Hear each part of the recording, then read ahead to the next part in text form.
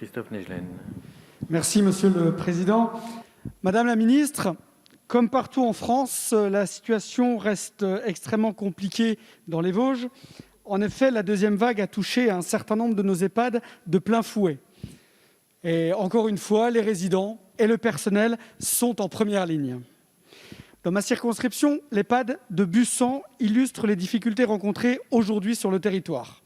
Les équipes travaillent en effectif réduit depuis des mois, sans interruption, et cette crise a donc aggravé la situation avec de nombreux arrêts de travail supplémentaires, mais avec malheureusement peu de renforts. Le personnel est épuisé physiquement, mais aussi moralement. Madame la ministre, des aides-soignantes et des infirmières en retraite voulaient venir soutenir leurs anciennes collègues. Pourquoi n'a-t-on pas permis à ces personnes, pourtant volontaires, de venir aider au plus fort de la crise ? De plus, la réserve sanitaire, gérée de façon catastrophique par Santé publique France, présente un bilan ces derniers mois plus que lamentable. Le contrôle des dossiers des milliers de volontaires est effectué par 8 personnes. Il n'existe aucune coordination, notamment avec Renfort Covid, qui s'est montré autrement plus efficace pour répondre aux demandes des établissements de santé, grâce à une gestion décentralisée et une mise en contact direct avec les volontaires. Cependant, ce système est resté bien trop peu connu. Face à ce constat, Madame la Ministre, comment entendez-vous réformer la réserve sanitaire afin de la rendre opérante et de permettre aux EHPAD qui en ont besoin de pouvoir compter sur cette ressource indispensable dès les prochains jours?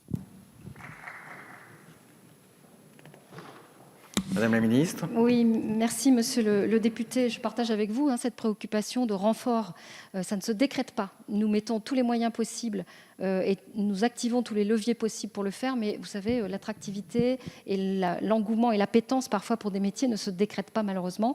Et nous avons donc pour cela, je partage avec vous le regret que pour la réserve sanitaire, il y ait cette limite d'âge. Elle sera probablement à retravailler.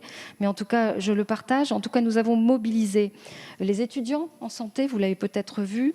L'ouverture des plateformes et de renforts en ressources humaines ont été réactivées, bien sûr, pilotées par les ARS et le ministère. Au 21 décembre, plus de 18 000 personnes étaient inscrites, dont plus de 14 000 disponibles. La mobilisation des étudiants en santé, infirmiers, aides-soignants, des étudiants en travail social aussi. Nous avons aménagé les cursus de formation pour augmenter les volumes de stages des étudiants en santé et en établissement. Les étudiants médicaux et internes en stage ont été réaffectés là où les besoins étaient les plus forts. Avec le secrétaire d'État chargé à la jeunesse et l'engagement, j'ai décidé du déploiement à échéance rapide de 10 000 services civiques au bénéfice des EHPAD dans le domaine de l'autonomie pour favoriser le lien social, organiser les visites parfois aussi, et de l'animation dans des établissements. Et puis, au début de la seconde vague, j'ai lancé une campagne de recrutement sur les métiers du grand âge, avec un métier pour tous, ça s'appelle. Et j'avais demandé qu'une circulaire auprès des ARS et auprès des directions de Pôle emploi, afin de satisfaire 10 000 offres d'emploi en EHPAD. Enfin, des forfaits incitatifs qui ont rémunéré les médecins et les infirmiers libéraux en EHPAD ont été mis en place aussi, prolongés d'ailleurs jusqu'à la fin de l'année 2020. Ces professionnels peuvent venir renforcer encore les équipes et les soutiens seront maintenus, financiers notamment.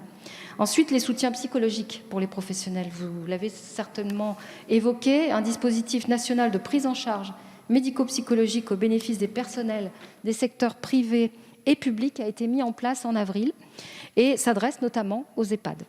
Donc, c'est un dispositif national qui s'appuie sur un numéro vert, je vous le dis, pour les personnels de santé mobilisés au chevet des patients dans le cadre de la crise Covid. Alors, je vous passe le numéro quand même.